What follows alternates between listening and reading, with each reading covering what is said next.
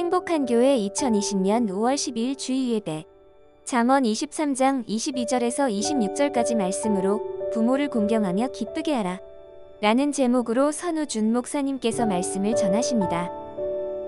너를 낳은 아비에게 청종하고 내 늙은 어미를 경히 여기지 말지니라. 진리를 사되 팔지는 말며 지혜와 훈계와 명철도 그리할지니라.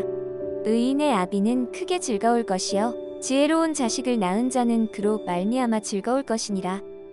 내 부모를 즐겁게 하며 너를 낳은 어미를 기쁘게 하라. 내 아들아 내 마음을 내게 주며 내 눈으로 내 길을 즐거워할지어다. 얼마 전 충격적인 기사가 많은 사람들을 놀라게 했습니다. 40대 남성이 70대 노모와 12세 아들을 살해하고 장롱에 사체를 은닉한 사건입니다. 범행 동기는 모친과 금전적인 문제로 다투다가 살해했고 당시에 잠을 자고 있던 아들도 숨지게 한 것으로 전해졌습니다. 초등학생들에게 오복이 무엇이냐라고 물었더니 다양한 대답이 나왔습니다. 그 중에 한 가지가 초복, 중복, 말복, 8.15 광복, 9.28 수복이었다고 합니다. 그래도 똑똑한 친구였던 것 같습니다. 본래 오복은 사서삼경 중에 서경에 나오는 5가지의 복을 말합니다. 첫 번째는 장수, 오래 사는 것이고, 두 번째는 부유하고 풍족하게 사는 것, 세 번째는 강령, 육체적 정신적으로 건강하게 사는 것, 네 번째는 유호덕, 남에게 선행을 베풀어 덕을 쌓는 것, 다섯 번째는 고종명, 자기 집에서 천수를 다하는 것입니다. 통속편에 나오는 오복은 좀 다른데 유호덕과 고종명이 빠지고 신분이 귀해지는 것, 귀, 그리고 자손이 많은 것을 오복에 포함시키기도 합니다. 그런데 몇 년 전 모 일간지에서 설문조사를 했습니다. 서울의 한 대학에서 오복에 하나를 더해 육복으로 하면 무엇으로 하겠냐는 질문이었습니다. 그 대답의 1위가 무엇이었을까요? 조실부모였다고 합니다. 부모는 재산만 남기고 빨리 죽는 것이 복이라는 겁니다. 참 안타까운 현실입니다. 지난주 나눈 말씀처럼 물질 중심의 가치관이 만드는 가슴 아픈 모습인 것 같습니다. 자식이 풍요롭게 살기를 바래 자식에게 성공 중심의 가치관, 물질 중심의 가치관을 강조했더니 도리어 사랑으로 길러준 부모마저 물질의 가치관으로만 판단하게 된 것입니다. 이런 이야기가 있습니다. 하나뿐인 자식을 위해서 평생 모은 돈을 써버린 할아버지의 노후가 너무나 초라했습니다. 할아버지는 몇 푼 안 되는 노령연금으로 친구들 만나기도 어려워서 자주 외출도 할 수 없었습니다. 오래전 이민을 간 친구가 잠시 귀국을 해서 한 번 만나 회포를 풀고 싶은데 할아버지의 주머니 사정이 여의치 않았습니다. 그래서 차마 떨어지지 않는 입으로 아들에게 말했습니다. 아범아, 혹시 10만 원만 빌릴 수 있겠니? 아들은 한숨을 쉬며 말했습니다. 아버지, 손자가 내년이면 학교에 들어가요. 애들에게 쓸 돈도 모자란 것 아시잖아요. 아들은 마음에 걸렸지만 어쩔 수 없다고 합리화하며 아버지의 요청을 거절하고 출근해버립니다. 그런데 그 모습을 보다 못한 며느리가 시아버지에게 용돈을 들여서 외출하게 해드렸습니다. 아들은 그날 회사에서 좋지 않은 일로 기분이 언짢았는데 이 집에 와보니 유치원에 다니는 아이가 밖에서 흙장난을 하고 이 꼬질꼬질한 모습으로 거실에 돌아다니니 더욱 짜증이 났습니다. 여보, 애가 이렇게 더러운데 왜 아직도 씻기지 않았어? 그러자 아내가 태연히 말합니다. 아들, 애지중지 키워봤자 어차피 나중에 제 자식 돌보느라 우리한테 신경도 안 쓸 거예요. 그런 걸 보고 배우면서 잘하고 있으니까요. 그러니 저도 이제 애한테 신경 안 쓰고 편하게 살려고요. 남편은 아침에 자신이 아버지께 했던 일이 기억나 아무 말도 하지 못했습니다. 오늘은 어버이 주일입니다. 사랑으로 길러주신 부모님의 은혜를 생각하고 어떻게 하면 그 사랑을 보답할지 생각하는 날입니다. 어버이 주일을 맞이해서 성경이 말씀하는 효에 대해 생각해 보려고 합니다. 먼저 22절을 같이 읽어보겠습니다. 22절 시작. 너를 낳은 아비에게 청종하고 내 늙은 어미를 경히 여기지 말지니라. 이 경히 여기다라는 말은 경홀히의 준말인데 신중하지 않고 소홀히 여기는 것을 말합니다. 이 구약에서 부모를 공경하라라고 할 때 이 공경하다라는 단어는 히브리어로 카베드라는 단어를 사용합니다. 이 단어의 뜻은 가치 있게 여기다, 존귀하다, 영광스럽다, 무겁다라는 뜻입니다. 따라서 경히 여기지 말라, 가볍게 여기지 말라는 말씀은 부모를 가치 있게 여기고 귀중하게 여기며 존경하라는 뜻입니다. 우리는 부모가 늙어가면서 다시 아이처럼 되어간다고 말합니다. 사실입니다. 이것은 노화 현상에서 일어나는 일종의 퇴행입니다. 그래서 흥미로운 것은 자녀가 어린 시절 부모로부터 듣던 말을 이제는 거꾸로 자녀들이 하게 된다는 겁니다. 우리가 어릴 땐 부모님이 우리에게 길 조심해라, 밥 거르지 말고 잘 챙겨 먹어라, 건강 챙기며 쉬엄쉬엄 일해라, 이렇게 말씀하셨습니다. 그런데 이제는 우리가 부모를 걱정하며 말합니다. 길 조심해서 가세요. 식사 거르지 말고 꼭 하세요. 제발 나이 생각하시고 건강 좀 챙기세요. 이것은 아주 자연스러운 일입니다. 그리고 이렇게 부모를 생각하고 걱정하는 행동은 아주 훌륭하다고 할 수 있습니다. 그런데 자녀들은 여기서 조심해야 합니다. 부모의 약해짐을 이해하고 걱정하는 것 중요합니다. 그러나 부모를 염려하고 걱정하는 것과 가볍게 여기고 무시하는 것은 다릅니다. 부모는 아이가 아닙니다. 아이처럼 대해서는 안 됩니다. 오늘 성경은 내 늙은 어미를 가볍게 여기지 말라고 말씀하고 있습니다. 그러면 가볍게 여기지 않는다는 것은 어떤 것일까요? 어떤 한 엄마가 아들과 딸에게 준 글입니다. 제가 한번 읽어보겠습니다. 내 사랑하는 아들, 딸들아, 언젠가 우리가 늙어서 약하고 지저분해지거든 인내를 가지고 우리를 이해해다오. 늙어서 우리가 음식을 흘리면서 먹거나 옷을 더럽히고 옷도 제 손으로 잘 입지 못하게 되면 내가 어렸을 적 우리가 먹이고 입혔던 그 시간들을 떠올리면서 미안하지만 우리의 모습을 조금만 참고 받아다오. 늙어서 우리가 말을 할 때 했던 말을 하고 또 하더라도 말하는 중간에 그만하라고 하지 말고 끝까지 들어주면 좋겠다. 내가 어렸을 때 좋아하고 듣고 싶어 했던 이야기를 내가 잠이 들 때까지 셀 수 없이 되풀이하여 들려주지 않았니? 훗날에 혹시 우리가 목욕하는 것을 싫어하면 우리를 너무 부끄럽게 하거나 나무라지는 말아다오. 수없이 핑계를 대면서 목욕을 하지 않으려고 도망쳤던 너를 목욕시키려고 따라다녔던 우리의 모습을 기억하고 있니? 혹시 우리가 새로 나온 기술을 모르고 무식하거든 전 세계에 연결되어 있는 인터넷을 통해서 그 방법을 우리에게 잘 가르쳐다오. 우리는 내게 얼마나 많은 것을 가르쳐 주었는지 아니? 상하지 않은 음식을 먹는 법, 옷을 어울리게 잘 입는 법, 너의 권리를 주장하는 방법. 점점 기억력이 약해진 우리가 무언가를 자주 잊어버리거나 말이 막혀 대화가 잘 안 될 때면 기억하는 데 필요한 시간을 좀 내어주지 않겠니? 그래도 혹시 우리가 기억을 못 해내더라도 너무 염려하지는 말아다오. 왜냐하면 그때 우리에게 가장 소중한 것은 너와의 대화가 아니라 우리가 너와 함께 있다는 것이고 우리 말을 들어주는 네가 있다는 것이 중요하기 때문이란다. 또 우리가 먹기 싫어하거든 우리에게 억지로 먹이려고 하지 말아다오. 언제 먹어야 하는지 혹은 먹지 말아야 하는지는 우리가 잘 알고 있단다. 다리가 힘이 없고 쇠약하여 우리가 잘 걷지 못하게 되거든 지팡이를 짚지 않고도 위험하지 않게 걸을 수 있도록 네가 직접 내 옆에서 도와줄 수 있겠니? 네가 뒤뚱거리며 처음 걸음마를 배울 때 우리가 네게 한 것처럼 내 손을 우리에게 빌려다오.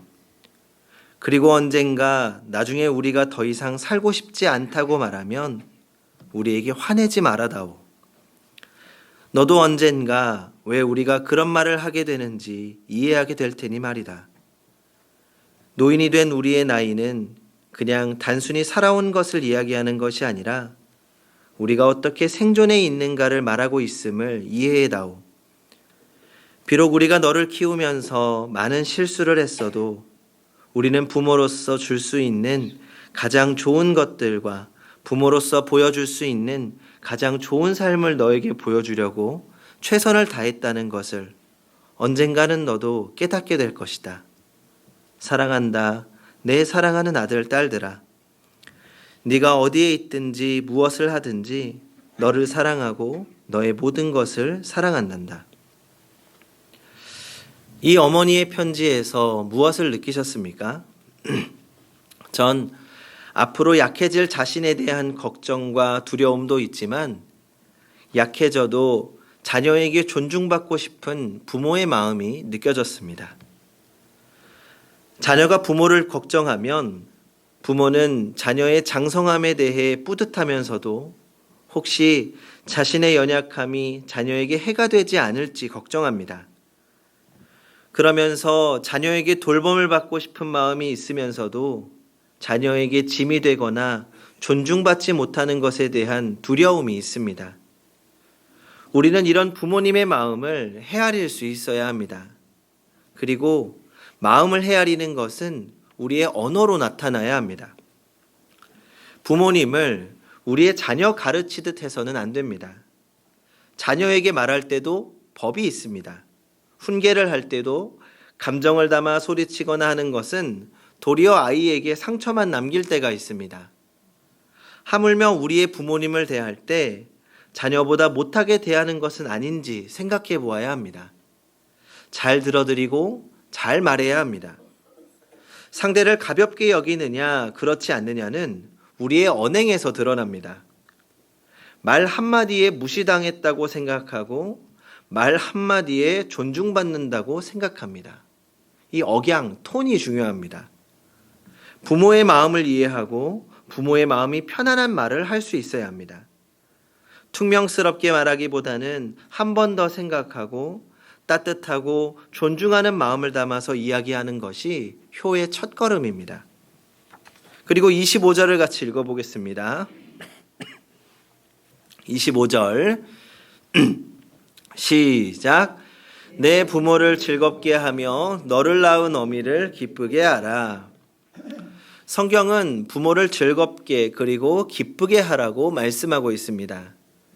여기서 부모를 즐겁게 하는 방법에 대해서는 24절에 대해서 말씀합니다. 같이 한번 읽어보겠습니다. 시작. 의인의 아비는 크게 즐거울 것이요 지혜로운 자식을 낳은 자는 그로 말미암아 즐거울 것이니라. 자녀가 바르고 행복하게 잘 사는 것으로 부모에게 기쁨이 된다는 것입니다. 그런데 자녀가 바르고 행복하게 잘 사는 것이 무엇인지는 생각해 보아야 합니다. 지난 2018년 부모 노후 돌봄 주체에 대한 인식 변화를 설문조사했습니다. 만 13세 이상 가구주를 대상으로 부모님의 노후는 주로 누가 돌봐야 하느냐고 생각하느냐의 질문에 가족이 해야 한다라는 응답은 26.7%였고 2008년보다 약 14% 정도 낮아진 수치입니다. 반면에 정부와 사회가 책임을 져야 한다는 응답은 48.3%로 2008년에 비해서 4.7%가 늘었고 그리고 부모 스스로 해결해야 한다는 비율은 2008년도에 비해 2008년에 11.9%였는데 19.4%로 약 2배가량 늘었다고 합니다. 이 부분에 대해서는 여러 가지 견해로 나뉘어질 수는 있습니다. 이 노인에 대한 국가적 돌봄과 책임이 필요하고 확장되어야 하는 것은 분명하고 필요한 일입니다. 그러나 자녀로서의 책임마저 국가나 부모님 스스로에게 전가하는 것은 조금 슬픈 일인 것 같습니다. 왜냐하면 자녀가 자녀로서밖에 할 수 없는 부분들이 있기 때문입니다. 수년 전 우리 문학계의 베스트셀러로 작가 신경숙의 엄마를 부탁해라는 소설이 있습니다. 200만 부를 돌파하고 영어로도 번역이 되어서 세계적으로 화제가 되었습니다. 이 소설이 국경을 넘으면서 이 시대 수많은 마음에 어필한 이유가 무엇일까요? 이것은 단순히 엄마에 대한 회상 때문이 아니었습니다. 인류의 생의 근원이며 희생의 보편적인 모델이고 그 무엇으로도 대신할 수 없는 사랑의 유일한 가치인 어머니, 그 어머니를 우리로 다시 발견하게 만들었기 때문일 것입니다. 이 소설은 지하철역에서 아버지의 손을 놓치고 실종된 어머니의 흔적을 찾아가는 가족들의 이야기로 시작됩니다. 엄마는 사라짐으로써 가족들에게 새롭게 다가오는 존재가 된 것입니다. 전단지를 붙이고 광고를 내면서 엄마를 찾아 헤매는 자식들. 그들은 잃어버린 엄마를 찾아 헤매면서 잃어버리고 살았던 엄마에 대한 기억을 다시 복원해가는 것입니다. 큰 아들은 실로 오랜만에 아들의 졸업증명서를 들고 난생 처음 기차를 타고 서울에 올라와 아들의 숙소에 머물며 이야기하던 엄마의 목소리를 기억해냅니다. 앞만 바라보고 성공가도를 달려오느라 정작 정성으로 자신을 키운 엄마의 존재를 잊고 지내온 자신의 어리석음과 이제는 사라지고 없는 엄마의 빈자리를 보며 통한의 눈물을 흘립니다. 딸의 기억도 다르지 않습니다. 어린 소녀 시절의 꿈도 잊은 채 일찍 시집 와서 줄줄이 5 아이를 낳고 자식들을 위해 오직 희생으로 점철되었던 엄마의 생애. 엄마라고 그렇게 희생만 하고 살고 싶었을까? 엄마는 그동안 얼마나 외롭고 힘든 시간을 버텨냈을까? 누구에게도 심지어 가족에게도 이해되지 못한 채 오직 희생만 해야 했던 그런 부당한 일을 어떻게 견디어냈을까? 이런 생각을 하며 미처 못다한 말을 소리내어 외칩니다. 아무도 기억해주지 않는 엄마의 일생을 난 정말 사랑한다고, 존경한다고 말입니다. 이 소설이 우리에게 주는 감동은 이 소설 속의 어머니가 우리 모두의 어머니와 크게 다르지 않다는 사실 때문입니다. 그래서 이 소설 속의 엄마는 이 소설을 읽는 독자들에게 지난날의 모든 상처와 슬픔을 끌어안고 고생한 나의 엄마의 모습으로 우리에게 돌아와 묻고 있는 것입니다. 그래, 그래서 넌 내 엄마인 나를 어떻게 할 것인데? 각자의 형편과 가정에 따라서 부모에게 필요한 도움은 다를 것입니다. 나의 아버지, 나의 어머니의 사랑을 기억한다면 내가 무엇으로 아버지, 어머니의 기쁨을 드릴 수 있는지 생각해보고 실천할 수 있어야 할 것입니다. 26절을 같이 읽어보겠습니다. 시작. 내 아들아, 내 마음을 내게 주며 내 눈으로 내 길을 즐거워할지어다. 이 여기에 2가지가 나옵니다. 내 아들아, 내 마음을 내게 달라. 또 내 눈으로 내 길을 즐거워할지어다. 내 아들아, 내 마음을 내게 달라. 이 말씀처럼 부모가 우리 자녀에게 원하는 것은 오직 자식의 마음입니다. 부모님이 연로하실 때 물질로 봉양하는 것 필요하고 중요한 일입니다. 그러나 그것보다 더 중요한 것은 진심에서 우러나오는 마음으로 부모님을 즐겁게 하고 부모님의 마음을 기쁘게 해드리는 것이 더 소중한 일입니다. 용돈 좀 드리는 것이 아니라 마음을 주어야 한다는 것입니다. 부모 자식 간의 마음이 멀어지는 것보다 더 섭섭하고 외로운 것이 없다고 합니다. 오늘날 생활비는 꼭꼭 보내드리면서도 마음에서 부모님을 지워버린 사람들이 얼마나 많은지 모릅니다. 진정한 효도는 내 마음에서 항상 부모님을 떠나보내지 않는 것입니다. 진정한 효도는 내 마음을 부모님께 드리는 것입니다. 그리고 마음을 드린다는 것은 그저 멀리서 기도하고 마음으로만 함께한다는 것을 의미하는 것도 아닙니다. 이 성도님들도 아시겠지만 제가 지난 몇 주간 기관지염 때문에 기침으로 계속 고생을 하고 있습니다. 이 처음 며칠간은 두통과 몸살이 찾아와서 좀 힘들었습니다. 그런데 그때 어머니께로부터 전화가 왔습니다. 이 목소리를 들으시곤 제가 아픈 것을 알고 제가 아플 때 먹는 콩나물국밥을 좀 사다 주실까 물어보셨습니다. 그래서 점심에는 일이 있어서 사양을 하고 조금 이른 저녁에 어머니께 연락을 드려서 함께 국밥을 먹으러 다녀왔습니다. 그리고 이제 집에 돌아오는데 어머니가 운전을 천천히 하시는 겁니다. 이 앞에 좀 많이 천천히 가는 차가 있어서 충분히 옆으로 돌아갈 수 있는데 굳이 그 차 뒤에서 천천히 가시는 겁니다. 이제 제가 몸도 좀 안 좋으니까 제 안에 답답하고 짜증이 좀 있었던 것 같습니다. 그래서 좀 답답하다는 투로 말했습니다. 아니, 옆으로 돌아가면 되는데 왜 뒤에서 자꾸 천천히 가요? 이것도 순하게 말한 거죠. 그러자 어머니가 그냥 아들이랑 좀 더 같이 있고 싶어서 그렇지 이렇게 대답하시는 겁니다.